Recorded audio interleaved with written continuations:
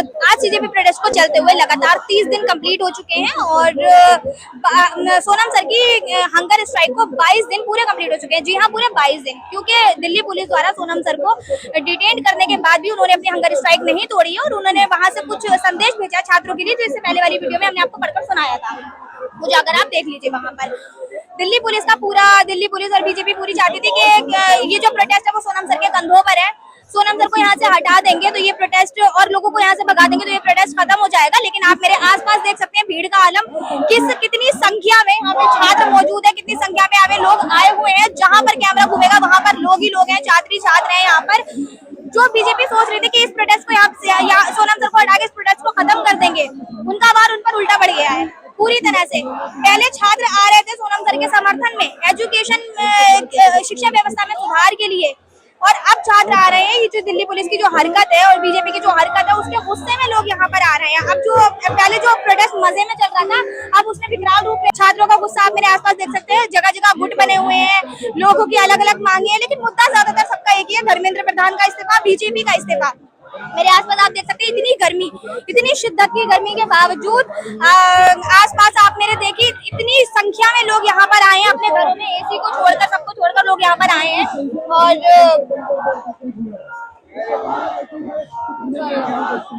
अच्छा, एक भाई आए हैं हमारे साथ में, इनके हाथ में पोस्टर है, क्या है, अगर दम है तो आकर बात करो, गुंडागर्दी मत करो। क्या कहेंगे इस पर? क्या कहना, बस इनको गुंडागर्दी बंद करनी है सबसे पहले तो, और सभी मैं कहूंगा पॉलिटिशियन और बाकी जो लोग हैं कि वो भी समर्थन दे हमारा पूरा। अभी ये सिर्फ कितनी होंगे, ज्यादा से ज्यादा 4000 5000, इससे और ज्यादा चाहिए।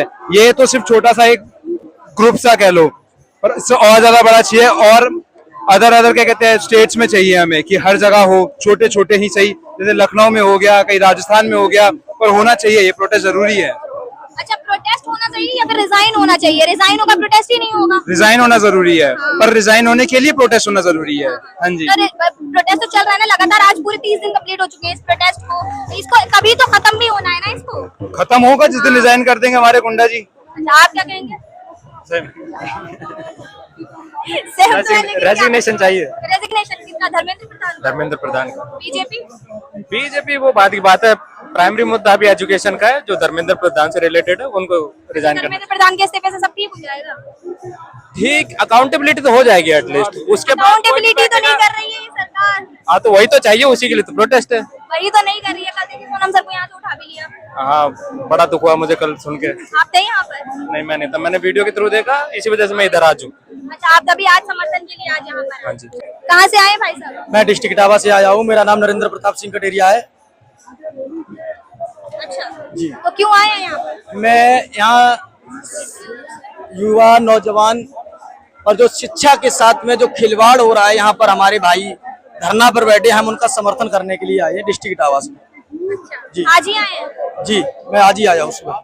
30 दिन आज प्रोटेस्ट को पूरे हो चुके हैं। कल क्या मतलब, कल का जो आपने इंसिडेंट देखा उसकी वजह से गुस्से में आए हैं या क्या? मैं गुस्से में आया हूँ, बहुत ज्यादा गुस्से में आया हूँ, क्योंकि सोनम वांगचुक जी के साथ में जो भाजपा के कुछ दलाल दे, कुछ आरएसएस के दलाल दे, रातों रात एसपी का ट्रांसफर कर एक नया भाजपा का दलाल बुला करके सोनम वांगचुक जी के साथ में अभद्रता की टिप्पणी के साथ में उनको हॉस्पिटल में पहुंचाया गया है। आपने एक सोनम वांगचुक जी को गिरफ्तार कर सकते हैं, आप एक सोनम वांगचुक जी को उठाकर ले जा सकते हैं। यहाँ लाखों और करोड़ों के बीच लाखों करोड़ों सोनम वांगचुक जी बनकर घूम रहे हैं, आप कितनों को उठाएंगे? लाखों करोड़ों सोनम वांगचुक कैसे बन सकते हैं? वो साइंटिस्ट है, वो साइंटिस्ट है, उन्होंने इतनी उपलब्धियां, उन्होंने। जब हमारा शिक्षा में हमारा युवक पढ़ेगा, जब हमारा युवक पढ़ेगा, कुछ डॉक्टर बनेंगे, कुछ साइंटिस्ट बनेंगे, कुछ वैज्ञानिक बनेंगे, हर कोई आईपीएस बनेगा, कोई पीसीएस बनेगा, कोई इंस्पेक्टर बनेगा, लेकिन हर कोई इंजीनियर बनेगा, बनेंगे साइंटिस्ट बनेगा, कोई मंत्री बनेगा। उनकी तरह ऐसे जो उन्होंने इन्वेंशन करे हैं जिस तरह से, और भूख हड़ताल पर कर रहे हैं। भूख हड़ताल पर वो युवाओं के हक की लड़ाई लड़ रहे थे, युवाओं के हक की लड़ाई लड़ रहे थे, तो लोग कह रहे थे कि भाजपा के कुछ दलाल पत्रकार वो कह रहे थे कि चाइना के एजेंट हैं। ये बताइए, यहाँ पर इतनी 45 डिग्री सेंटीग्रेड में यहाँ पर भूख हड़ताल में लेटे हुए गर्मी में वो हमारे एक युवा के लिए नहीं आए, ये पूरे भारत देश के युवाओं के लिए हक की लड़ाई लड़ रहे थे। ये भाजपा सरकार भ्रष्ट सरकार है, निकम्मी सरकार है, और हमारा प्रधानमंत्री गूंगा और बहरा है, अनपढ़ और जाहिल है। हमारा जो प्रधानमंत्री है अनपढ़ जाहिल गूंगा प्रधानमंत्री है, ना तो वो सुनता है और ना अपनी बात मन की बात कहता है। धर्मेंद्र प्रधान मन की बात तो करते हैं, मन की बात क्या करता है? जनता के 2014 में एक नारा दिया था प्रधानमंत्री नरेंद्र मोदी ने कि सबका साथ सबका विकास। सबका साथ लिया है, पूरे भारत का साथ लिया है नरेंद्र मोदी ने, पर सबका विकास नहीं किया है। ना तो रोजगार पे काम किया, ना शिक्षा पे दिया है, ना बेरोजगारी पे दिया है, ना महंगाई पे दिया है, ना गरीबी पे दिया है। बताइए आप किस मुद्दे पे बात करेंगे? फिर भी मन की बात तो करते ही है ना। मन की बात क्या करते हैं? वो तो अपना मन की बात कह के चले जाते हैं। जब जब भारत पर संकट आता है नरेंद्र मोदी अपना झोला उठाकर भाग जाता है विदेश में। वो तो अमेरिका में जाके डोनाल्ड ट्रंप की गुलामी करता है जाकर। अच्छा, ये हमारा प्रधानमंत्री एक निकम्मा प्रधानमंत्री है, गूंगा बहरा प्रधानमंत्री है। और कल इसका परिणाम जंतर मंतर से लेके पार्लियामेंट को घेरने का काम करेंगे हमारे नौजवान साथी। पार्लियामेंट को घेरने का ये लोग तो कह रहे हैं शांति।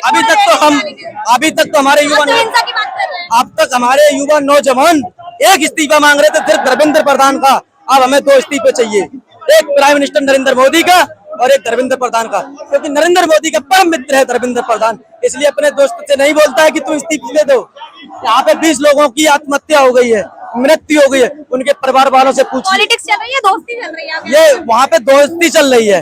पॉलिटिशियन होता तो मान लो हमारा कोई भी मंत्री हो, हम उससे बोलते हैं कि हमारे जनता के हित में हमारे शिक्षा के साथ खिलवाड़ कर रहे हो, आप इस्तीफा दीजिए, आप सरकार में इस्तीफा दीजिए। पर हमारा गूंगा बहरा प्रधानमंत्री है, डरपोक प्रधानमंत्री है।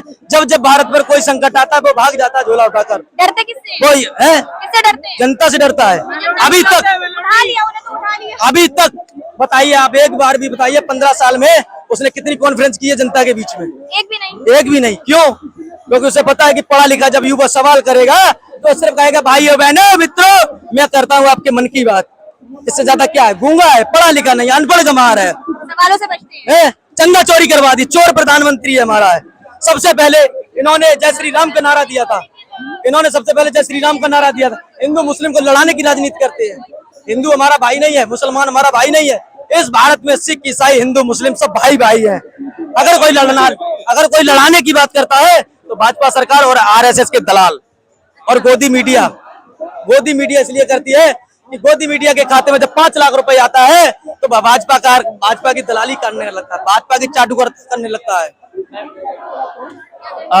मैं किसी पे आपत्तिजनक टिप्पणी ना करते हुए अपनी बात को कहना चाहूंगा आपके चैनल के माध्यम से। खास करके इस देश के युवा है जो लोग अभी भी अपने घरों में हाथ पे हाथ रखे बैठे हुए हैं, उनसे कि एक व्यक्ति जो आपके बच्चों के भविष्य को स्वर्णिम बनाने के लिए आपके बच्चों के भविष्य के साथ कोई खिलवाड़ ना हो इसलिए भूख हड़ताल पर बैठा है और लगातार सरकार की जवाबदेही की मांग कर रहा है, शिक्षा प्रणाली में आमूलचूल परिवर्तन की बात कर रहा है, तो आप उसका समर्थन क्यों नहीं कर रहे हैं? पहली बात। और बात वही है। दूसरी बात यह है कि यदि आप उसका समर्थन नहीं कर रहे हैं तो आप ये मान करके चल रहे हैं कि आपके बच्चों के भविष्य के साथ कोई खिलवाड़ हो ही नहीं सकता है, पहली बात। दूसरी बात, ये आप उन चुनिंदा लोगों में शामिल हैं जो पेपर को लीक कराते हैं, खरीदते हैं और अपने बच्चों के हाथ में थमा देते हैं। और यदि आप उन चुनिंदा लोगों में शामिल हैं तो माफ कीजिएगा, इस देश के सबसे बड़े गद्दार आप हैं, इस देश में सबसे बड़ा खतरा आप हो। इसके बाद जो लोग इस आंदोलन का ये कहकर के विरोध कर रहे हैं, इसके उद्देश्य को नकारते हुए कि वहां अरुंधति रॉय आ रही है या वहां अल्लाह के नाम के नारे लगाए जा रहे हैं, दरअसल उनको इंस्टाग्राम के रील से निकल करके पूरे संदर्भ को समझने की आवश्यकता है। पूरे संदर्भ को जब आप समझेंगे तब आपको समझ में आएगा। और ये अपने आप में कितने गैर तारीखी की बात है कि आपके घर में आग लगी हुई है और आप उस आग को इसलिए नहीं बुझा रहे हैं क्योंकि उसको बुझाने का जो प्रयास कर रहा है उसको आप पसंद नहीं करते हैं और आपने अपने घर को जलते रहने दे रहे हैं। सीजेपी जो कुछ सपोर्ट नहीं भी कर रहा है वो भी है, क्योंकि वही सब लोग आए। आप जिसको भी समर्थन करें विचारधारा के आधार पर न करें, सही और गलत के आधार पर करें। मैं आपको एक हकीकत बात बताता हूँ, मेरा नाम हाफिज मोहम्मद जीशान है और सरकार जब 3 तलाक जैसे मुद्दों पर बात करती है, 3 तलाक जैसी चीजें लेकर के आती है, तो मैं वो व्यक्ति था जो अपने घर की परिवार की महिलाओं को ये बता रहा था कि किस तरह से ये तुम्हें शोषण से बचाने के लिए है। इसके बाद जब वक्फ संशोधन बिल सरकार लेकर के आती है तो मैं वो व्यक्ति था जो अपने घर परिवार के सदस्यों को, अपने गांव के सदस्यों को ये बता रहा था कि ये पारदर्शिता को सुनिश्चित करने के लिए है, ये जवाबदेही को सुनिश्चित करने के लिए है, ये भ्रष्टाचार को रोकने के लिए है। इसके अतिरिक्त यदि सरकार कल के दिन को यूसीसी समान नागरिक संहिता लेकर के आती है तो मैं डंके की चोट पर ऐलान करता हूं कि मैं वो व्यक्ति रहूंगा जो सरकार का समर्थन करूंगा। मैं समर्थन सही और गलत के आधार पर करता हूं, ना कि विचारधारा के आधार पर करता हूं। ये बात मैं आशा करूंगा उन लोगों से भी जो इस आंदोलन के उद्देश्य को नकार रहे हैं। आप भले ही आज इसको हल्के में ले रहे हैं, लेकिन किसी ने तो लाइन बड़ी कमाल की कही थी कि जलते घर को देखने वालों, फूस का छप्पर आपका है, पीछे चलती तेज हवा है, आगे मुकद्दर आपका है। तो आज जिन फांसियों पर लटके हुए या जिन फंदा जिन लोगों बच्चों ने लगाया है, कल को वो आपके बच्चे भी हो सकते हैं, आपके घर के बच्चे भी हो सकते हैं। तो यदि आपको इस तरह की गतिविधियों को रोकना है, इस तरह के अपराधों को रोकना है, तो आपको आज सरकार की जवाबदेही को सुनिश्चित करने के लिए यहाँ आना पड़ेगा, आवाज उठानी पड़ेगी। बहुत बहुत धन्यवाद।